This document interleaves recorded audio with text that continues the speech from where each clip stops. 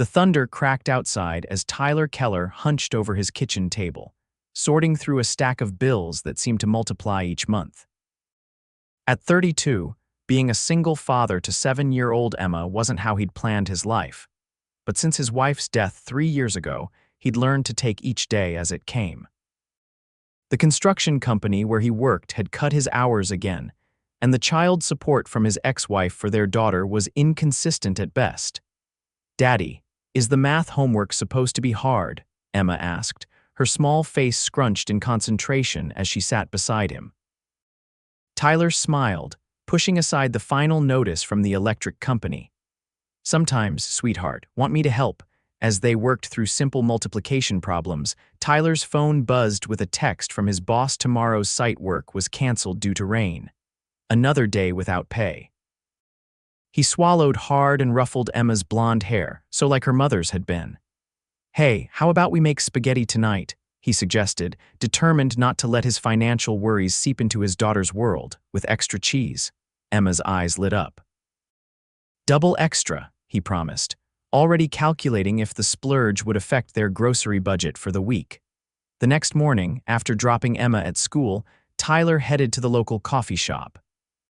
He couldn't afford the luxury of buying coffee out, but the place had free Wi-Fi, and he could nurse one cup for hours while submitting job applications for evening work. The barista, Jorge, knew his situation and often slipped him a day-old muffin.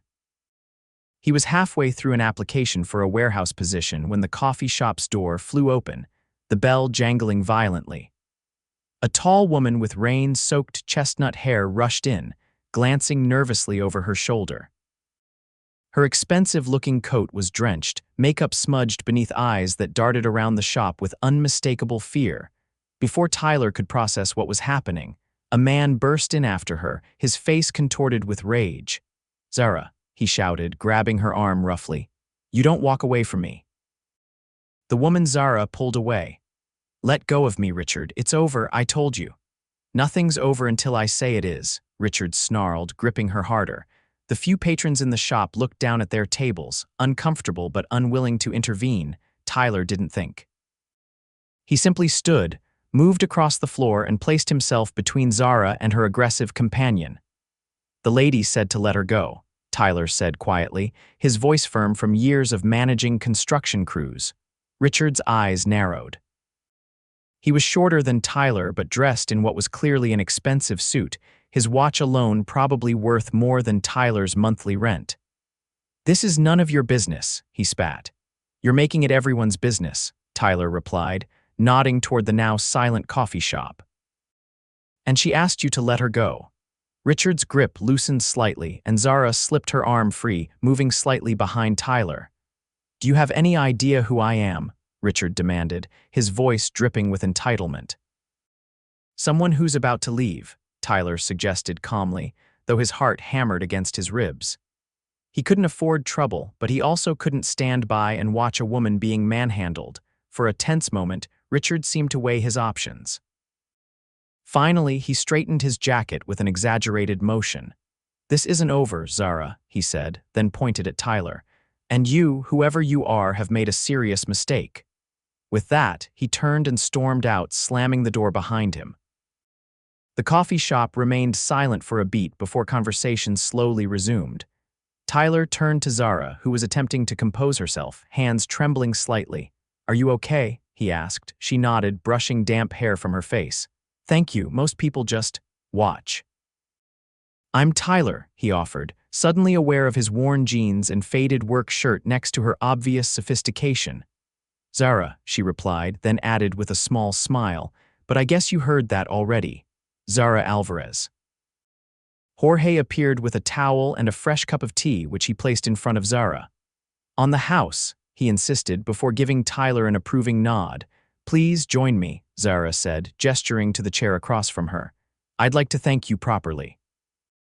Tyler hesitated, thinking of his unfinished job applications, but something in her still shaken expression made him nod and take a seat. Over the next hour, Tyler learned that Zara had recently ended a 2-year relationship with Richard Dunham, a real estate developer known for his aggressive business tactics, and apparently, his inability to accept rejection. She didn't volunteer much about her own work, and Tyler didn't ask, though he gathered from her mannerisms and accessories that she was from a different world than his. "I have a restraining order pending," she admitted, "but Richard has connections everywhere." "The legal system moves slowly when influence is involved," Tyler nodded, understanding all too well how the system could fail those who needed it most. "What about you?" she asked.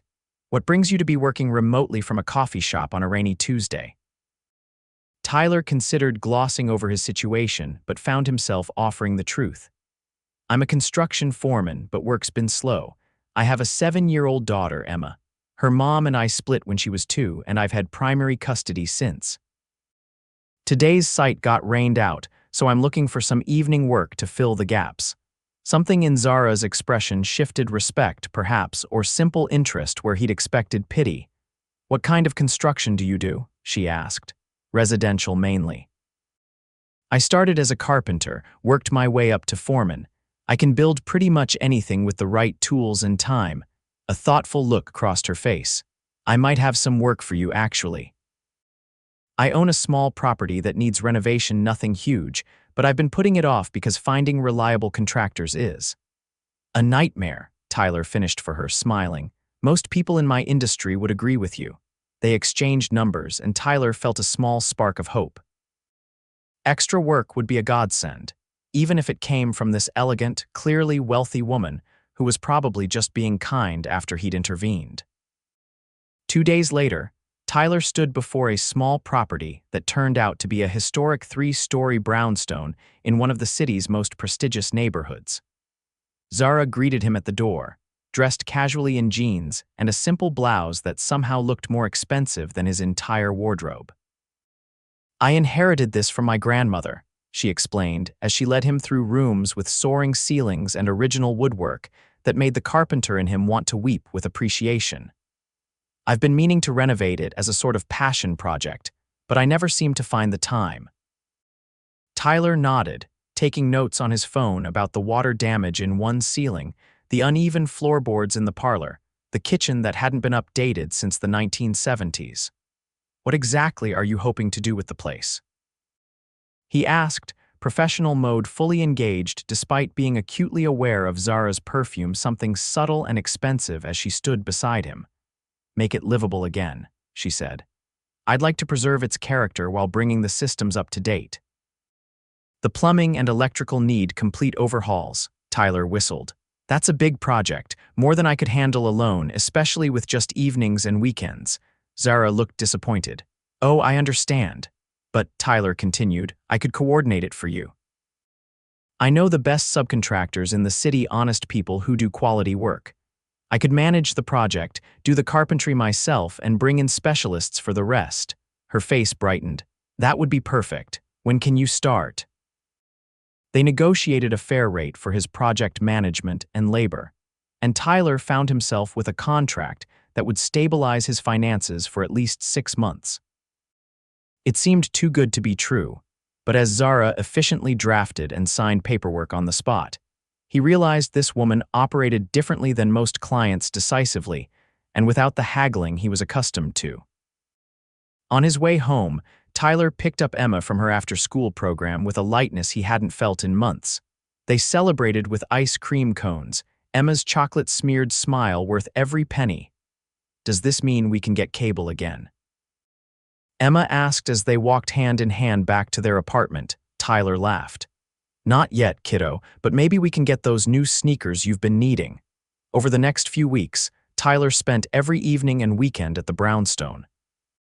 He assembled a team of trusted tradespeople, and the project moved forward efficiently under his supervision. Zara often stopped by to check progress, sometimes bringing coffee for everyone or pizza at the end of a long day. One evening, as Tyler was finishing installing custom shelving in what would become a library, Zara arrived with 2 bags of takeout. "I thought you might be hungry," she said, setting the food on a makeshift table. "Everyone else gone for the day," Tyler nodded, putting down his tools. "Just wrapping up some detail work. You didn't have to bring dinner." "I wanted to," she said simply, unpacking containers of fragrant Thai food, Besides, I haven't eaten either. Busy day. As they sat amid the construction dust eating pad thai, Tyler found himself asking, "What exactly do you do, Zara? You always mention being busy, but I realize I've never asked about your work." Zara hesitated, then said, "I run a company. My family's business, actually." "What kind of business?" Tyler pressed, curious about the woman who had quickly become more than just a client. "Various investments, primarily. Real estate, technology, some manufacturing." She seemed reluctant to elaborate. Tyler nodded, sensing her discomfort. "Must be demanding." "It is," she agreed, looking relieved at his lack of further questions. "But rewarding. What about Emma? How is she handling your long hours here?" Tyler smiled at the mention of his daughter. "She's resilient. Her mom has her this weekend, so that helps. When she's with me, I try to be home for dinner and bedtime, then come back here afterward." "You're a good father," Zara observed softly. "I try," Tyler said, suddenly feeling vulnerable under her gaze. "It's not always easy, but she's everything to me." Something flickered in Zara's eyes, understanding, perhaps, or longing. The moment stretched between them until she glanced away, focusing intently on her food. The next day was Saturday, and Tyler had promised to take Emma to the park before dropping her at her mother's. To his surprise, his ex-wife called to cancel, claiming a sudden business trip. It wasn't the first time, and Emma's disappointed face broke his heart. "Hey, I have an idea," Tyler said, kneeling to his daughter's eye level. "How about you come with me to the special house I'm working on?" The owner said there's a garden out back that needs exploring. Emma's eyes lit up. "A real garden with flowers and stuff." "And stuff," Tyler confirmed, relieved to see her smile return.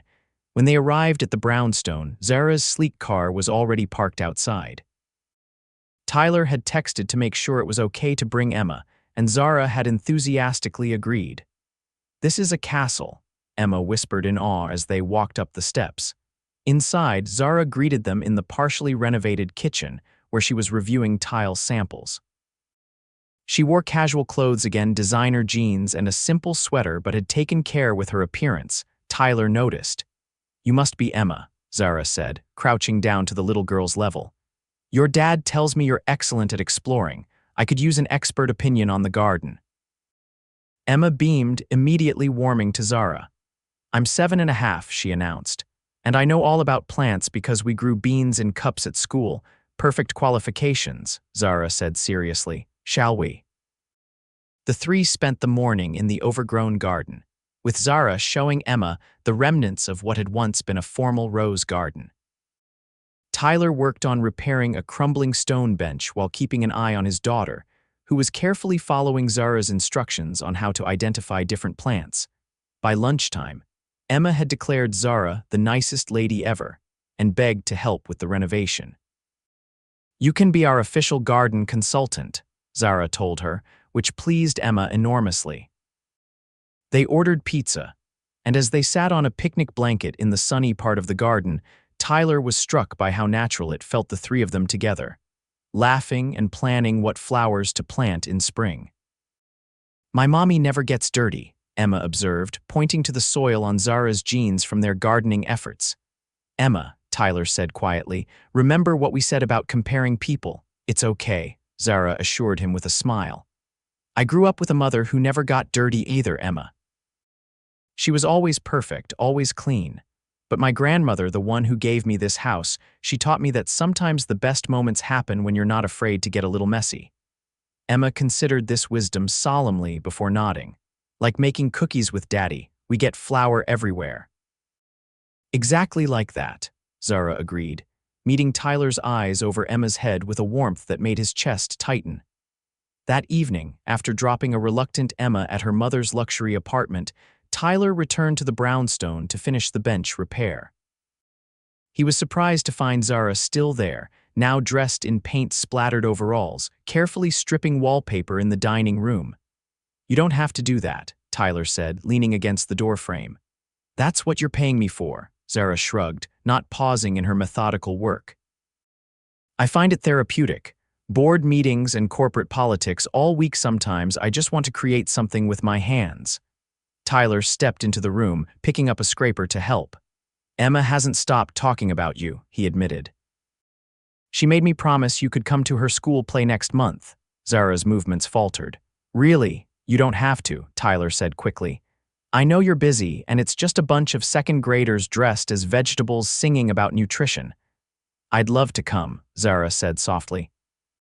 If you're sure it's appropriate.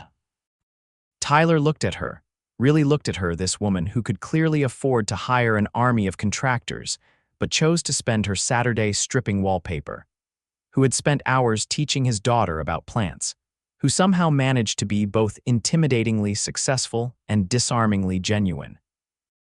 I'm sure, he said simply. They worked side by side in comfortable silence until Tyler's phone rang Emma, calling from her mother's to say goodnight. He put it on speaker, and Zara smiled as Emma recounted their day with elaborate embellishments.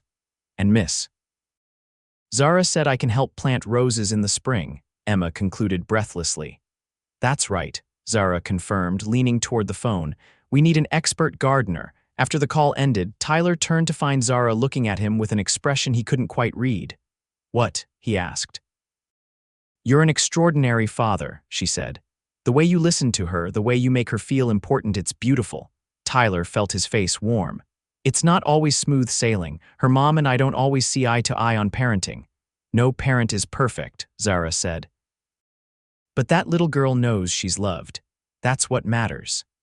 Their eyes held for a moment too long before Tyler cleared his throat and returned to the wallpaper, his heart beating a little faster than before.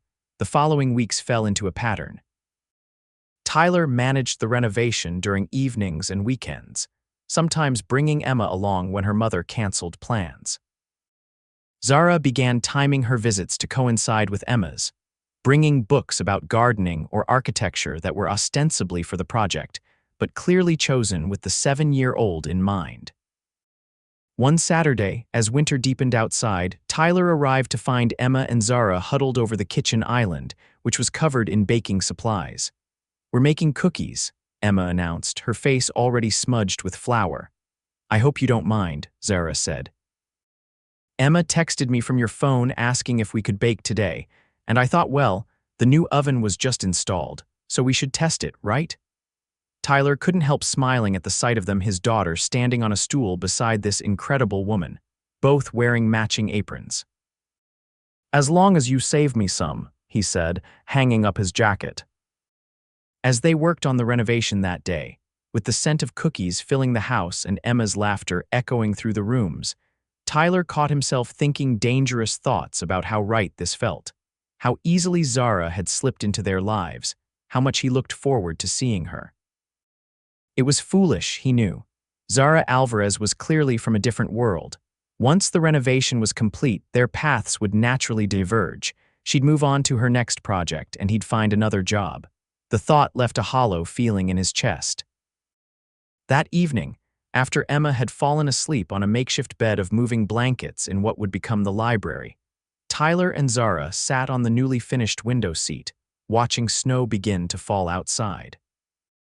The renovation is coming along faster than I expected, Zara commented, cradling a mug of tea between her hands.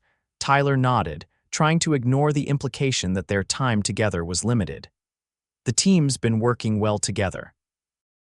You'll be able to move in by spring, just in time for Emma's garden plans. Zara smiled, but it didn't quite reach her eyes. Tyler, there's something I need to tell you. His stomach dropped. Here it came, the gentle letdown, though it's been nice but speech. I haven't been entirely forthcoming about who I am, she continued, staring into her tea. My full name is Zara Alvarez Montgomery. Tyler blinked, the name tickling something in his memory.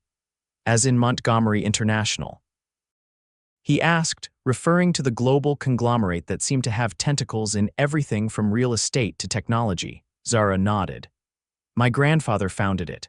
My father expanded it. And 3 years ago, when he stepped down, I took over as CEO.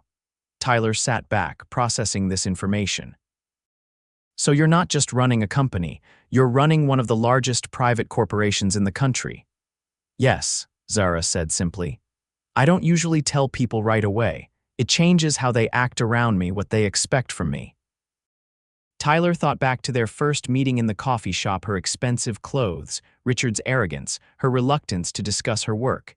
It all made sense now. Is Richard The son of one of our board members, Zara confirmed. Our relationship was as much about business alliances as anything else. When I ended it, he didn't just lose a girlfriend, he lost valuable connections. That explains his reaction, Tyler murmured, remembering the man's rage.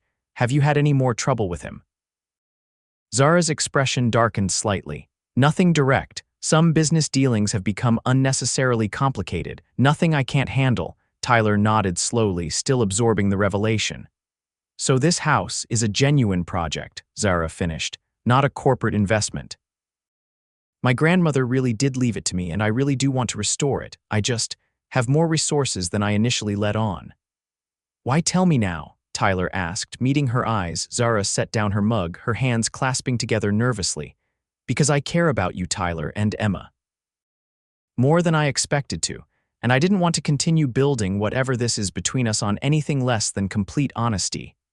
Tyler's heart raced at her acknowledgement of the connection they both had felt growing. I care about you too, he admitted. But Zara, we come from different worlds. You run a global corporation. I'm a single dad struggling to make ends meet. Do those things define us completely? She asked softly. Or are they just circumstances? Because when I'm with you and Emma, I feel more like myself than I do in any boardroom. Before Tyler could respond, his phone buzzed with a text. He glanced down, expecting it to be from one of the subcontractors, but instead saw a message from an unknown number. Back off, rich girl. You don't belong there. Frowning, he showed it to Zara, whose face paled. That's Richard's private number, she said quietly. He must have seen us together. Tyler felt a protective anger rise in his chest. How would he know we're here? Zara glanced toward the window, and Tyler followed her gaze to the street below, where a dark car was parked across from the brownstone. He's been following me, Zara realized, her voice tight. I should have known he wouldn't give up so easily. Tyler stood, instinctively moving between Zara and the window. I'm calling the police. Wait, Zara said, placing a hand on his arm. Let me handle this. Richard has connections with the local precinct. We need to be strategic. As they debated their next move, lights flooded the room as the car's headlights switched on. The vehicle pulled away from the curb but stopped directly in front of the brownstone. He's just trying to intimidate us, Zara said, though her voice betrayed her nervousness. Tyler glanced at Emma, still sleeping peacefully, unaware of the tension. I'm not letting him frighten you in your own home. Before Zara could stop him, Tyler headed for the front door, grabbing his jacket.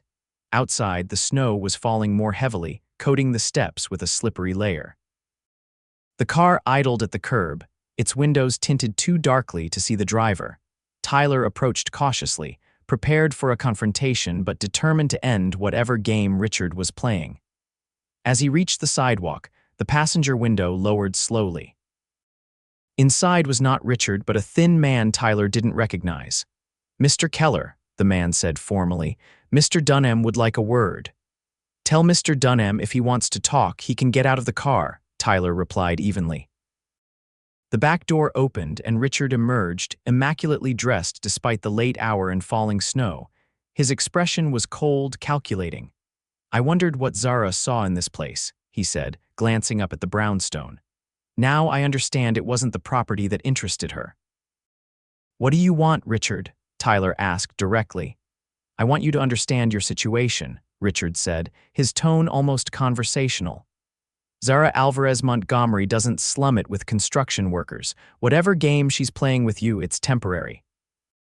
A rebellion against her responsibilities, perhaps. Tyler felt his jaw tighten but kept his voice level. I think Zara's capable of deciding who she spends time with. Richard laughed, the sound brittle in the cold air. You have no idea who she really is, do you? What she's worth.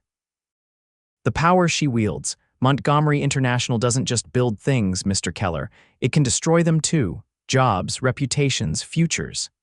Is that a threat? Tyler asked, stepping closer. A reality check, Richard corrected. Walk away now before you embarrass yourself. Before your daughter gets attached to someone who will inevitably move on when this phase passes. At the mention of Emma, Tyler's restraint nearly broke. Stay away from my daughter, he said, his voice dangerously quiet. And stay away from Zara. She's made her feelings clear. Richard's smile didn't reach his eyes. Has she told you about our arrangement? The merger our families have been planning for generations. The board's expectations. Before Tyler could respond, the brownstone's door opened and Zara stepped out, wrapped in a coat, her expression fierce. "There is no arrangement, Richard," she called as she descended the steps. "There never was. Our family's business relationship doesn't extend to personal matters, and the board knows better than to dictate my private life." She reached Tyler's side, her hand finding his in a gesture that spoke volumes. Richard's eyes narrowed at their joined hands. "Your father wouldn't approve," he said coldly. "My father taught me to recognize value beyond balance sheets," Zara replied. "Tyler has more integrity and genuine strength than anyone in your family's circle." Richard's face flushed with anger. "You're making a mistake."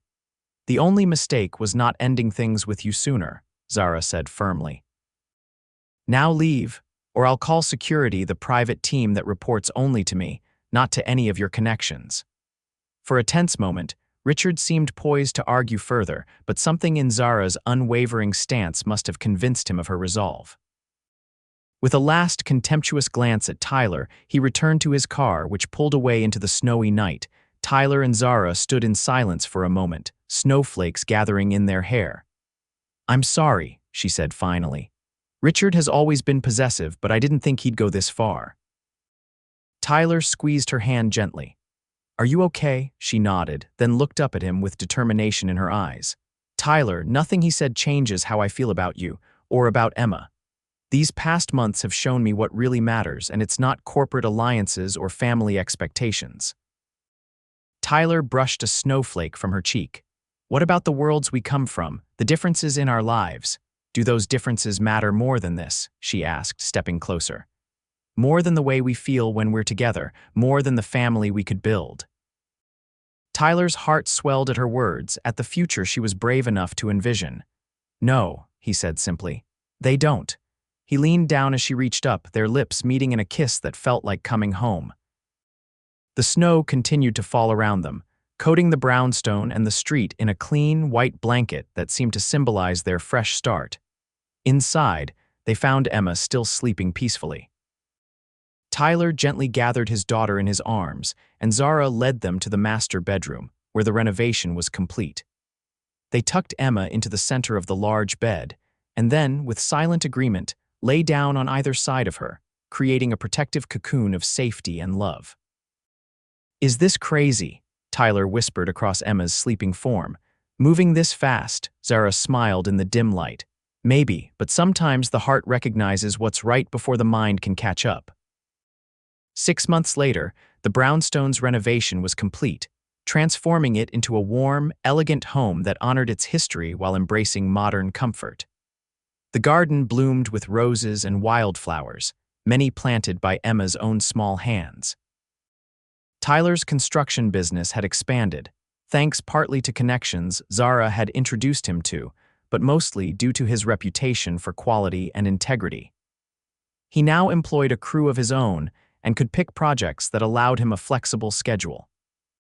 Zara continued to run Montgomery International, but with a renewed focus on ethical investments and work-life balance for all employees. She had instituted a company-wide policy allowing parents to attend their children's important events, without penalty, a change inspired by her experiences with Tyler and Emma. Richard had eventually backed off after Zara's legal team presented evidence of his harassment. The restraining order was finally granted, and Richard's family, embarrassed by his behavior, had sent him to manage their interests overseas. On a perfect summer evening, Tyler and Zara hosted a garden party to celebrate both the completed renovation and their engagement. Emma darted between guests, proudly showing off her garden to anyone who would listen. As twilight fell and fairy lights twinkled in the trees, Tyler found Zara sitting on the stone bench he had restored during their first days together. "Happy?" he asked, sitting beside her. She leaned against him, watching Emma demonstrate a cartwheel for Zara's amused parents, who had quickly fallen in love with their future granddaughter. "Completely," she answered. "You know, when you stepped between Richard and me that day in the coffee shop, I never imagined we'd end up here." Tyler kissed her temple. "I was just trying to do the right thing." You always do, Zara said. That's why I love you. And here I thought it was for my carpentry skills, he teased. Those too, she laughed. Though I think Emma's the one who really sealed the deal. They watched as Emma ran toward them, face flushed with excitement. Daddy, Zara, Grandpa says I can help design the treehouse for the back corner. Can we start tomorrow? Tyler exchanged a glance with his fiancée, both of them smiling at Emma's enthusiasm. Sounds like a perfect Sunday project, he agreed. As Emma raced back to continue her planning with Grandpa, Tyler reflected on the journey that had brought them here. From a struggling single dad to a man with a thriving business and a loving family, all because he'd chosen to stand up for someone in need. What are you thinking about? Zara asked, threading her fingers through his. How sometimes the best foundations are built when you least expect it, Tyler answered, pulling her close as the summer stars began to appear above their home, their garden, their future.